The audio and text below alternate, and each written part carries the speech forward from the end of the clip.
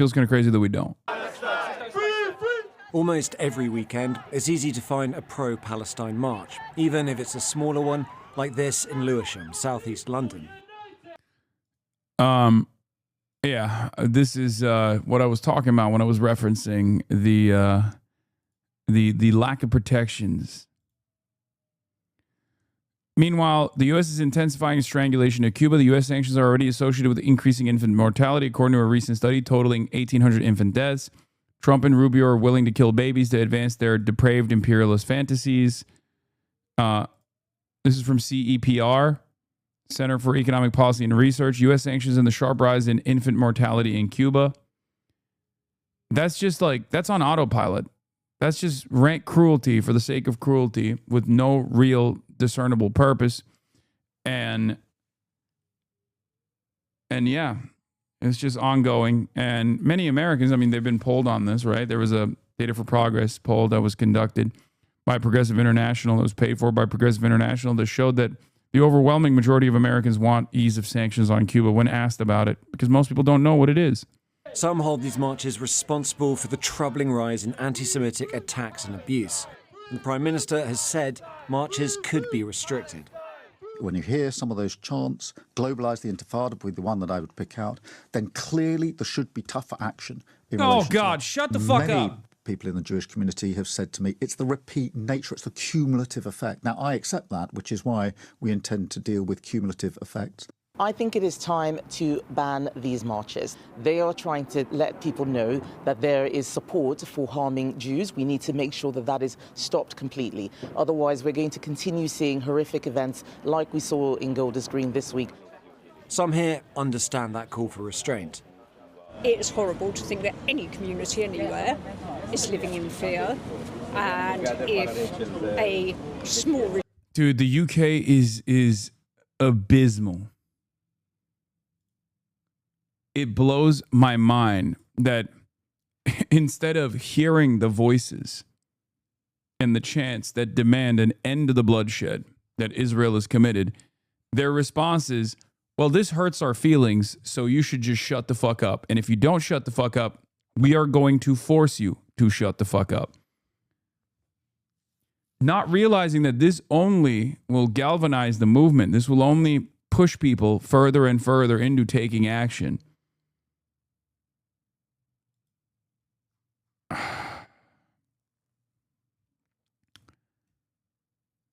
Reduction would help that communities feel more settled.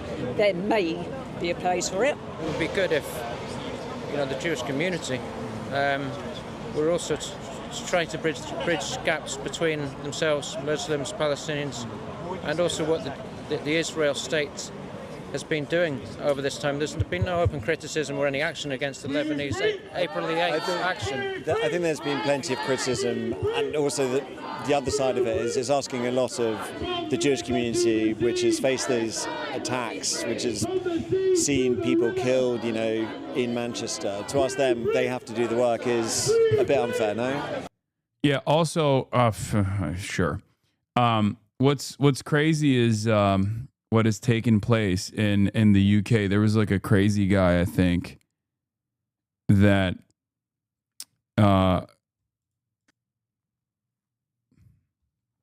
what's crazy is LBC TikTok to piss you off about this. Why should... Yeah. So there was a crazy guy that went on a mass stabbing event, and he stabbed 2 Jewish people. And if you listen to the media and the way that they covered it, it was like a guy that was perfectly sane and went on a rampage against Jewish people, specifically because he was pro-Palestine, right? Except it turns out he also stabbed a Muslim person too. And yet I didn't know about it until after I read beyond the headlines, because the way that they covered it, the way that they have covered this guy is that he's like a pro-Palestinian guy who just went out and sought out revenge. The 45-year-old man has been arrested on suspicion of attempted murder and remains in custody following a checkup at the local hospital. He has a history of serious violence and mental health issues, and that investigation continues. Let me say a few words about what this was. Let me be clear. This is an attack on one community. An attack on one community is an attack on all London's communities.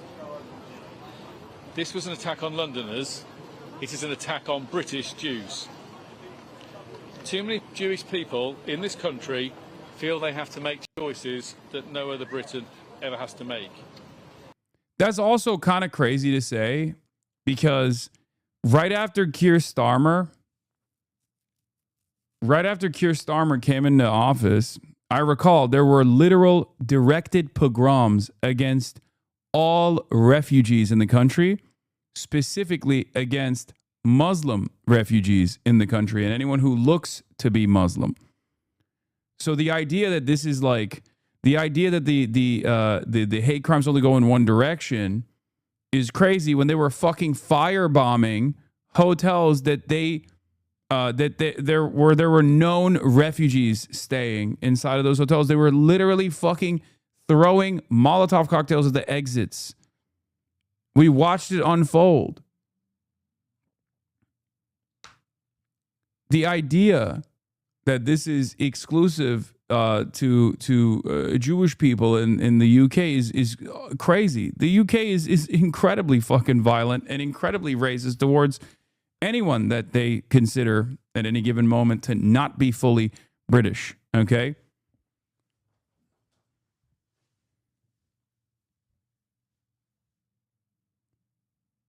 Of course, Keir Starmer's response to that was to lean into the demands being made by those who were, committing pogroms, and to say, we don't want an England where we don't know our neighbors, right? A restrictive anti-immigration policy rather than trying to tackle this issue at its root cause, which isn't even to like combat the hatred and extremism necessarily, which they tried to do as well to a certain degree. But it's more so to tackle the underlying social services that are in a dire state of disrepair that has caused people to lose their fucking minds and assume that the reason why they don't get the proper healthcare treatment from the NHS is because of migrants, not realizing that it is the migrants that keep the NHS operational. So it's actually the opposite in that circumstance, because once again, fascism, white nativist anti-migrant sentiment, which is fascist, which is reactionary in nature, this kind of ideology is suicidal. It's self-defeating. The story is the same, okay? It's always the same. First comes austerity in the interest of capital. Then comes privatization and diminished quality services, more expensive services, okay, less reliable services. That frustrates the population, the working class. And then right-wing forces take advantage of that frustration, that anxiety, that animosity, and redirect that frustration to migrants, leaning into the idea that these foreigners that you don't know are coming in to ruin this country, and people believe it. This is an endless fucking feedback loop. The solution to that is to say, no, these guys are just your neighbors. They're not any different than you are. They have the same class interests. We must solve the underlying problems in British society. All of this, of course, ironically enough, dramatically escalated after Brexit, which was following the same exact trend. This guy had a history of stabbing. He stabbed 2 cops and a dog before 2008. He was in psychiatric ward, but they let him out, which hasn't been disclosed why. He stabbed a Muslim not long before he stabbed 2 Jewish people. He was someone who needed help, but the system failed him, and the system caused these stabbings. I mean, yeah, this is a direct byproduct of cutting some of these social safety nets, for the record. Like, this person should be in an involuntary hold. Like, he's very clearly, he should be getting the necessary medical treatment. or he was supposed to be getting the necessary medical treatment.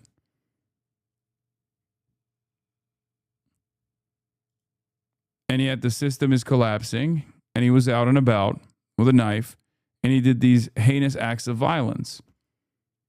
And instead of addressing the root cause of this problem, this incompetent government will turn around and say, oh, this was motivated entirely by the Free Palestine movement, you know? And that's why we have to make sure that you can't say Free Palestine. We have to have even more strict speech rules.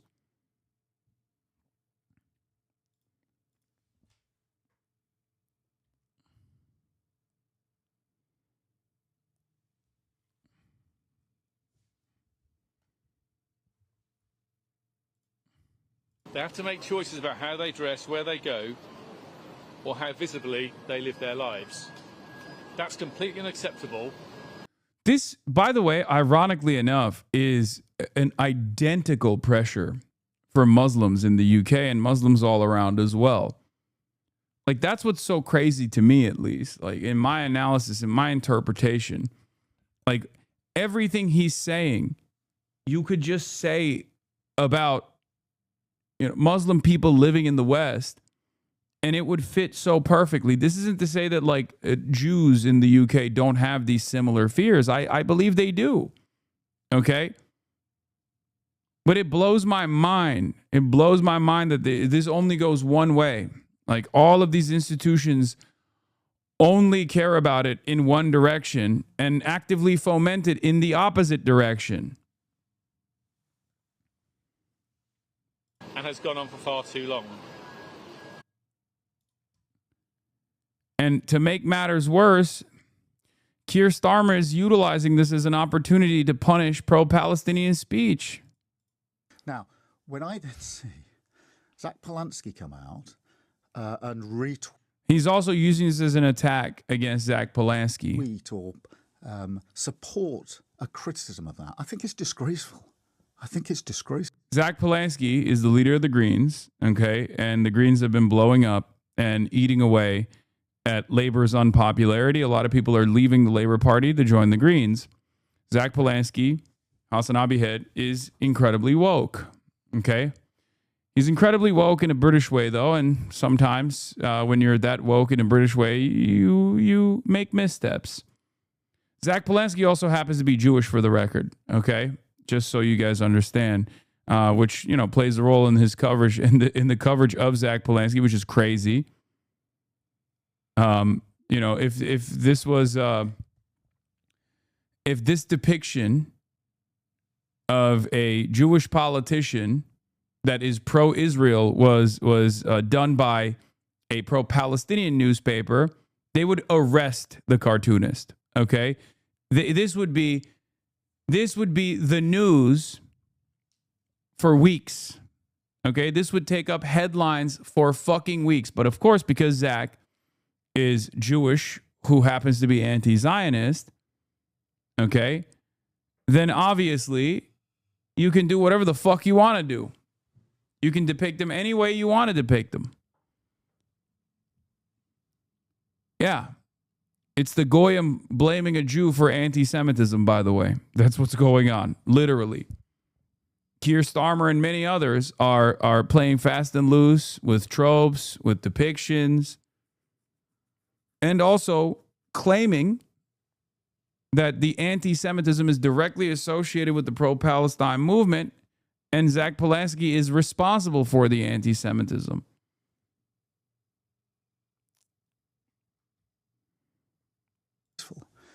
I have no doubt in my mind that those officers probably thought their own lives were at risk. And if you see the footage, there's a lot of people in the scene as well. Now, that didn't turn out to be the case, thankfully. But this is the thing about policing. And I learnt it firsthand in Northern Ireland when I was working with the police over there. I sat in the control rooms when they were making decisions about operational matters. You have to make a decision in a split moment according to the situation as you understand it to be. And for politicians to wade in, as Zach Polanski did, is disgraceful. He's not fit to lead any political party. Now, when I then see Zach Polanski come out and retweet,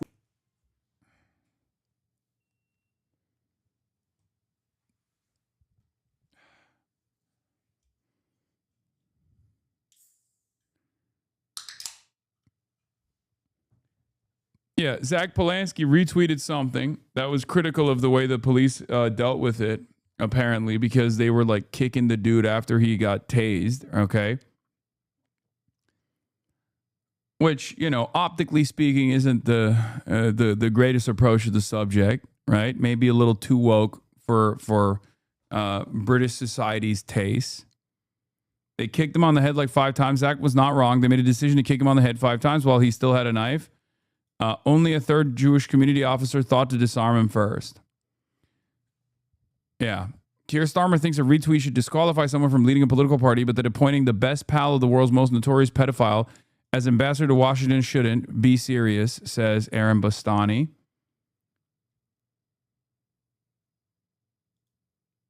Nah, watch the vid. It's insane.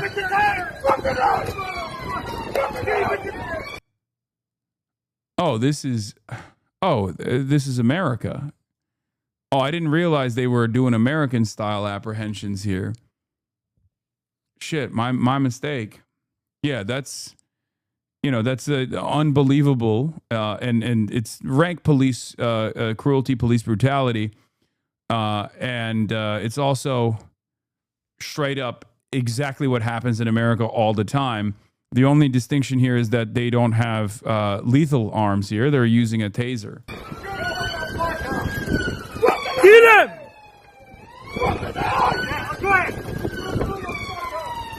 Ben Thomas. Oh, they...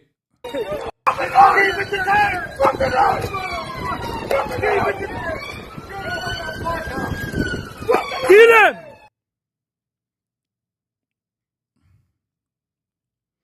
Only guy in the olive shirt thought to go with the knife. I think he's a Jewish community police officer. What is it called? Like Shomrim or something, right? I mean, brother, he has a knife in his hand. Bro, have you guys seen the way, awful optics law, he's got a knife in his hand, dude? No, I'm saying, first of all, I'm an American, okay? I've seen American cops do this to someone that has no weapon whatsoever, okay? And not even in the aftermath of a stabbing incident. It's still brutality regardless, because if you have the capacity to disarm someone, no matter how heinous their crime is, without kicking them in the head, you do it. Because every action that cops are supposed to take in the situation, again, these are not normal people. These are officers of the law. They have a totally different set of standards in the way that they behave. Okay? Or at least they're supposed to. And I thought, perhaps foolishly, that they do in the UK behave by the book. Right? That's the reason why the third guy walks up and just takes the knife out of his hand, which doesn't stop the cops from continuously kicking him in the back of the head. Now, I know many people's attitude is, fuck him. He's a mass stabber. Who gives a shit? Fuck him. Kill him, right? Like, well, there's a good reason for why, and I say this as an American, there's a good reason for why you're not supposed to do that if the situation can be dealt with by less cruel means. Because a society that looks at this and justifies this act of violence will justify this act of violence elsewhere as well. And I, again, am repeating this statement as an American, okay? That's why I'm telling you, I know what that looks like when cops are allowed to do this sort of thing. If the person is almost, if the person is basically incapacitated on the ground, and you see officers of the law kick them in the head numerous times, and you say, no, that's fine. You know, they were behaving like you would, right? Well, they're not you. They're not you. They have a totally different, they have totally different rules of engagement. They're supposed to be trained to de-escalate. They're supposed to be trained to apprehend with the least aggressive means possible, right? You are wrong on this one. He had a knife in hand, already tased. Absolutely not abuse of force here in the UK. I'd be shocked.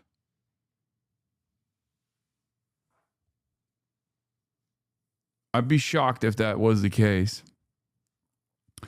I don't know if they stop trying to defend the guy. Oh, God. Do we have to do this every time? I'm not defending a fucking stabber, you absolute dumbass. Oh, my God. Oh, God. Every time. I forget that it is moronic. People have only one speed. You know what I mean? Yeah, of course, it's great that they fucking apprehended a stabber, you idiot. Like, that's a given. That's understood. That's, like, well established, right? Stabbing is I mean, this is a heinous act of violence. There's no, you know, there's no excuse for this kind of behavior. Okay?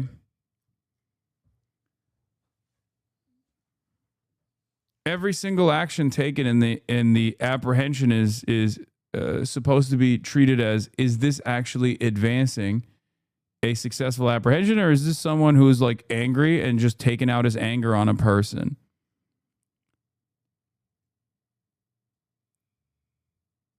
There's a good reason for why.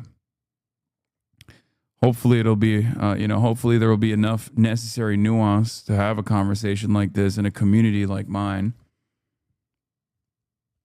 But I worry that the UK will become the United States of America. I hope the British people in my chat that are watching right now will understand that you let this kind of stuff slide because you're like, oh, it's a passionate moment. It's a heated moment.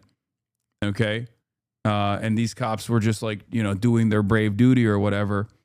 Eventually, that's how you arrive at America. Okay. So if you're horrified by the rank violence that you see from American law enforcement against both armed and certainly unarmed individuals, understand that we didn't get to that overnight. It didn't happen one day randomly. It happened through years and years of expanding the permission boundary on what cops are able to do to people that have done something wrong.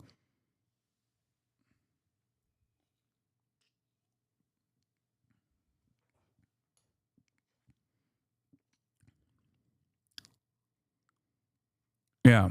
Today it's a stabber. Tomorrow it's a shoplifter that will receive this kind of brutalization. Just so you understand. And given the trajectory of the UK, maybe it's someone who says free Palestine that will be on the receiving end of this brutalization. Today it's a stabber. Okay. Yesterday it's a shooter. Today it's a stabber. Tomorrow it's a shoplifter. And the day after, it'll be someone who's saying they support Palestine action. That's how it goes. I'm telling you from personal experience. I'm telling you from someone who lives in a country where there are no standards for use of force. The United States of America is insane with this shit. We have totally normalized it and we totally justify it. So it's a warning. If your immediate inclination is to say, oh, well, sucks to suck, just remember, it will escalate. It will get worse.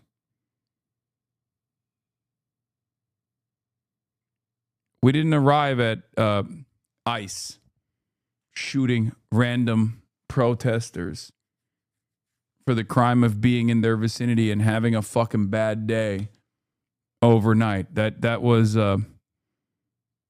took a long time. And if your blood lives in America, exactly. No, that's why I'm saying, like, I'm giving you a warning. America is your future. In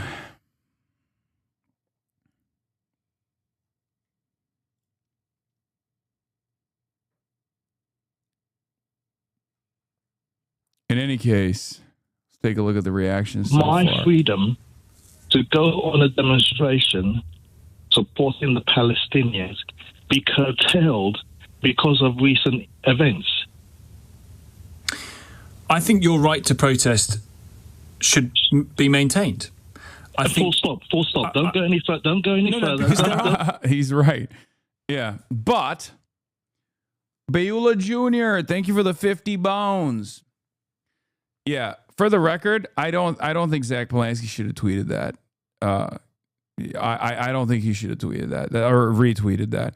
It's not like a super significant offense at all, and I think they're going to use anything and everything they can to attack him, and that's precisely what they're doing. It's like totally cynical.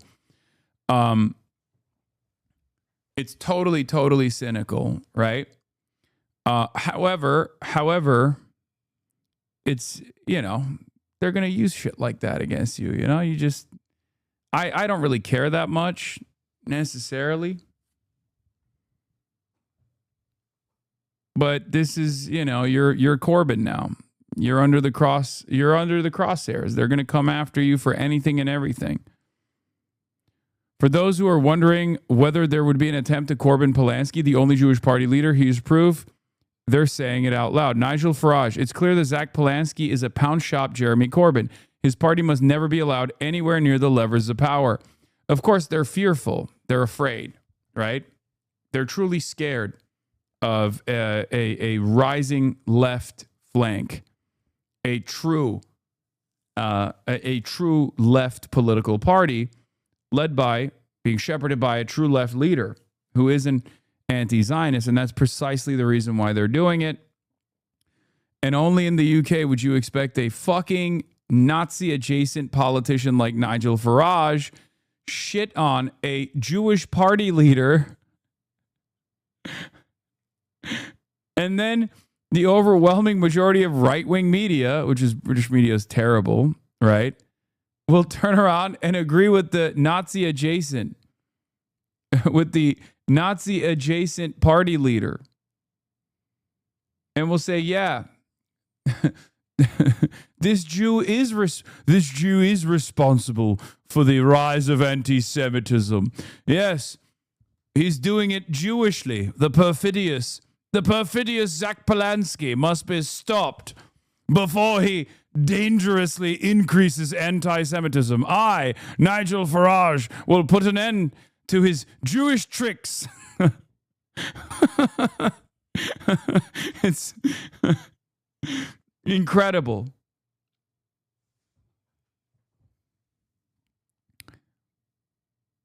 Yeah. Polanski's Greens are a party of poison. The most racist Gentile you know determines whether a Jewish politician is anti-Semitic. Yep.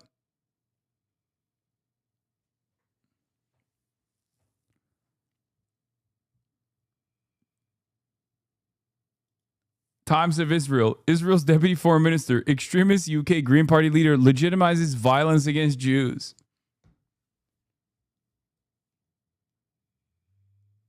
Ay, ay, ay. What a time to be alive, man. What a time to be alive.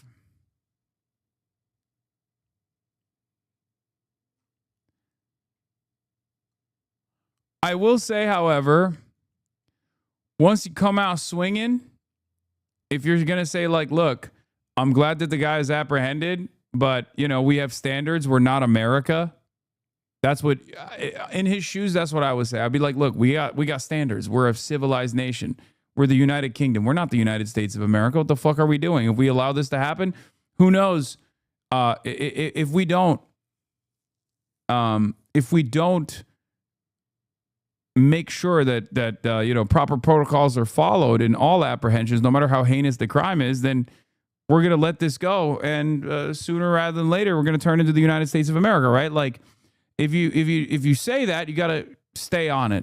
If you back away, which Zach Polanski did, he apologized from what I understand. Then you've given an opportunity to the reactionaries to continue pushing, right? Breaking, Zach Polanski has apologized, but once again,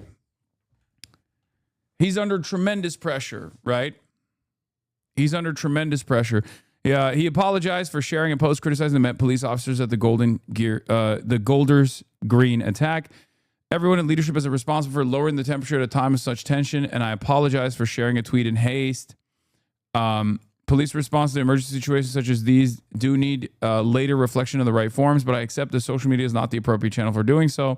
I've invited Mark Rowley to meet with me to discuss the police response and the wider issues raised in his letter.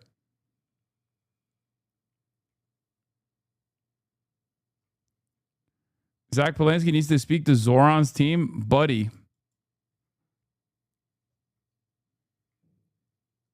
I think Zoran apologizes a bit too much too.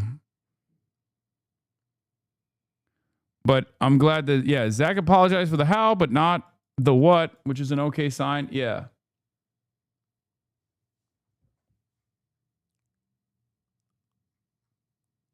Caveats, sir. There are caveats. For instance, the caveat about where you can protest and what you can say on those protests are legitimate caveats to put in place, I think, given what has happened.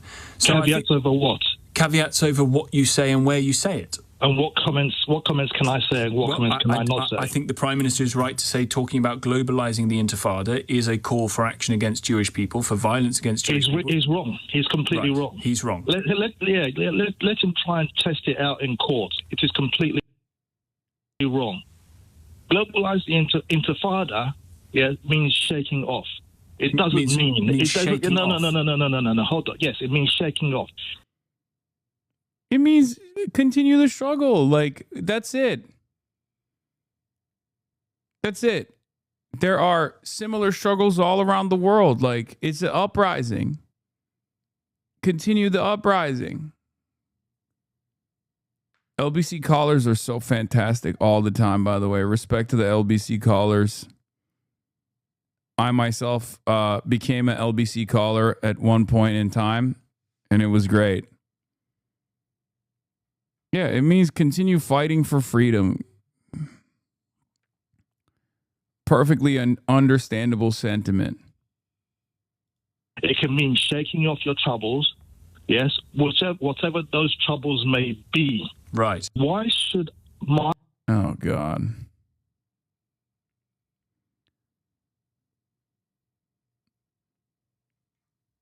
I'm not sure Zionists quite understand the implications of the way Candace Owens dismantled Ben Shapiro and the Daily Wire, but they are profound. Zionism is done on the right. It's just a matter of time. I think Candace Owens did play a big role in this. I don't know if she was single-handedly responsible for the demise, though. My dad only listens to LBC in the car, and I swear to God, I get rage-baited so much.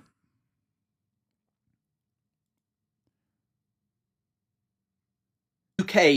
The UK government and the manufacturer of blame. Keir Starmer and his government exploiting an act of violence it failed to prevent in order to criminalize dissent, scapegoating protests rather than confronting its own negligence, incompetence, and appetite for repression. Chris Kunzler, our boy in the UK, doing the work. Let's take a look at what he had to say. Then there is no way you can understand how insane the last 2 days have been, because our government is currently trying to ban yet more protests and marches, and their justification is an attack that was carried out against Jewish people in London 2 days ago. And they say that it is the protests and slogans at the protest that radicalized the man to do this. But this stands up to absolutely no scrutiny, because on the day of the attack, the man literally targeted one of his friends called Ismail Hussein. He tried to kill him too.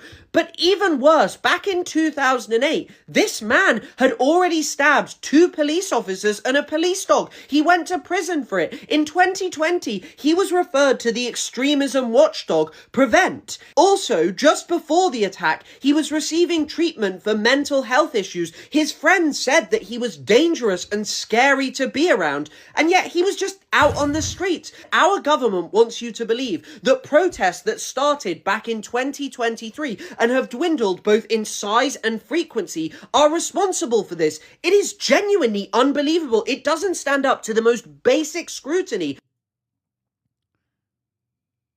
Yeah.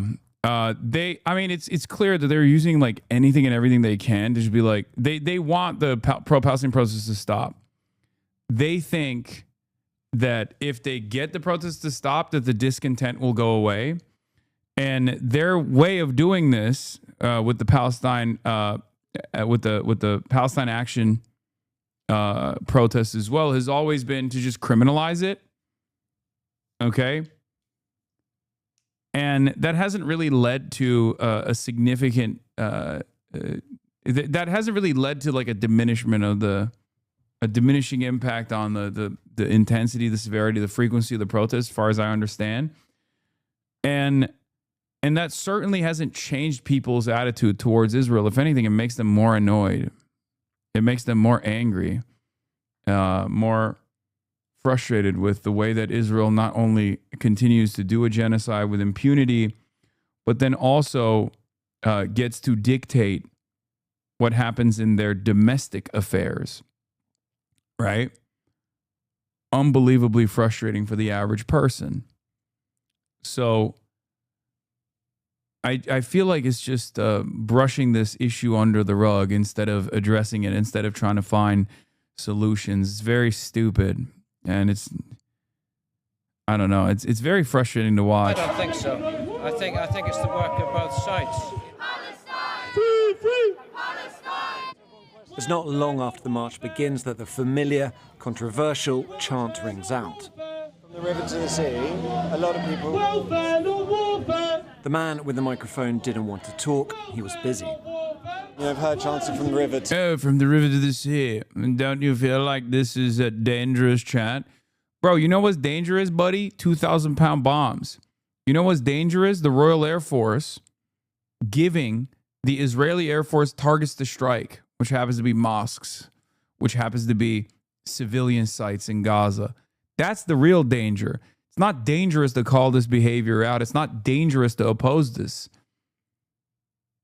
Our priorities are so out of whack, man. Yeah. What's dangerous is selling the weapons to the Israeli state, weapons that they use to commit genocide, weapons that they use to turn Lebanon into Gaza now. It's not the words opposing this violence that is violent itself. It's the violence itself. To the sea, a lot of people would say that is an anti-Semitic slogan. Well, they say it is, but they know it's about everybody who lives in that region living under democracy without any kind of apartheid regime or anything like that. Other people interpret it as wiping the Jewish state of Israel off the map. I don't see why there's any need for anything like that, why you would actually interpret it that way. So this is obviously a small-scale protest, but what Keir Starmer, the Prime Minister, is talking about is the cumulative effect of having march after march on the pro-Palestinian cause. There have been 34 national-scale demonstrations since October the 7th, 2023. Their organisers reject claims that marches lead to anti-Semitism. Our stewards, when they see inappropriate slogans, intervene and ask people, we don't have the force of law, ask people not to use them, and by and large, they comply. So we have to be absolutely clear here. There is no threat whatsoever to the Jewish community from these marches. In fact, they are attended by thousands of Jewish people. Many who are part of that community disagree.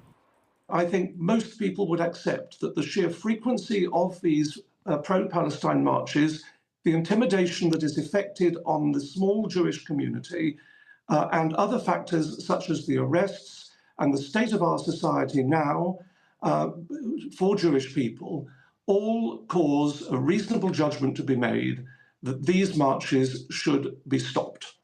They won't stop here in southeast London or on streets up and down the country unless the government intervenes and decides the balance between freedom of speech and the safety of British Jews. Brother, this has nothing to do with the safety of British Jews, man. Like, what are we doing? What are we doing? What are we doing? Oh, it disrupts it hurts the feelings of people that want to defend their, like, emotional support apartheid state. That's crazy.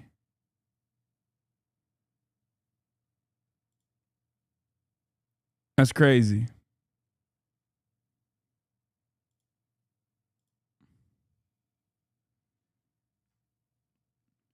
Also, there's British Jews at those fucking protests.